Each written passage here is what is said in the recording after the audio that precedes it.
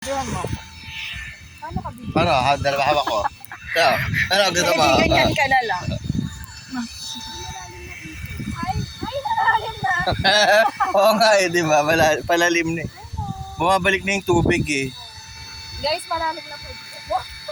Dami. Uy, huwag ka na dyan. Hindi naman ako maligo. Ay, nakaano naman tayo so pwede ako magpantulog. Pero palalim na siya. Babalik na yung tubig ulit. Babalik na. Welcome po sa, ano ba ito? Kalatagan Batangas. Maganda sa Manila. Uy, gusto ko magdagat. Yung dagat talaga. Tapos magtutubis ako. Yung sa kabilang Manila. Akin na yung cellphone na yan. Akin na yung cellphone. Pag nalaglag yan, panalo ka. Wala ko naghirapan. Tandaan kasi sa pagdala.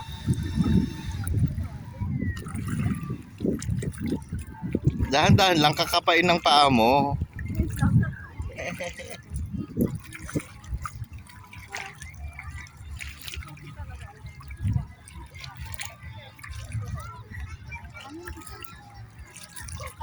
O di ba matubig na rito oh. Ibig sabihin bumalik na yung tubig oh. Ayan oh. Bumalik na yung tubig uli. Ayan eh. Pwede ka na magdala. Di ba naglakad tayo kanina wala pa? Ayun na. Ni- Naglakad tayo kanina mababaw lang eh, di ba? Guys, naglalakad po kami. Ito malalim na oh. Ayan, malalim ka agad. Sabi oh. Maano na yung ano ko, pan-short ko. Kanina nakapantalo na. Yung nilakaran kasi namin sa may Agila, ganito, pero mabato. Mabato? Mahirap maglakad.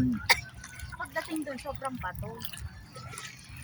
Kaya pala hindi talaga pwede doon sa pinakamalalim. Kaya hindi din kami nagtagal kasi mainit. No.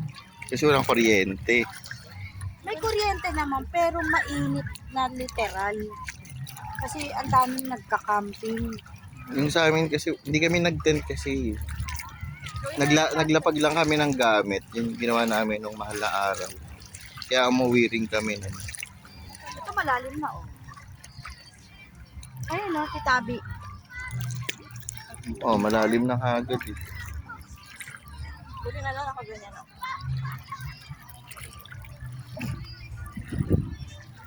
Ang sakal. Sa pangarap ko yung may magdadagos yung nakahol. Doon sa ano, sa Palawan ka mangarap ng ganyan, maganda. Doon maganda sa ano, sa Palawan. Hindi ka mag-tracking. Bilis tumas ang tubig, no? Wala to kanina nung pag-apak natin eh. Yun ang pagbalik lang natin, pag-apak lang natin dito kanina. Hindi pa siya mataas kanina. Ilang minuto pa lang yun eh.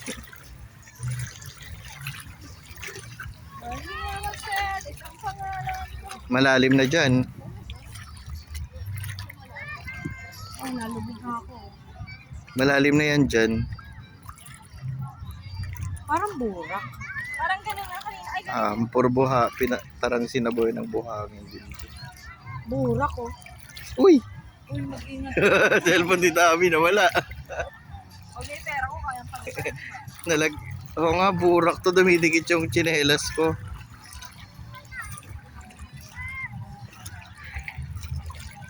Enjoy ka magpa-house. Wala, malalim na.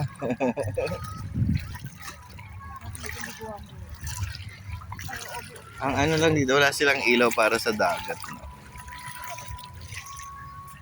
Kasi nakatanong kita nila, magkano isang tao? 200. Doon pa lang makakapag-ano na sila.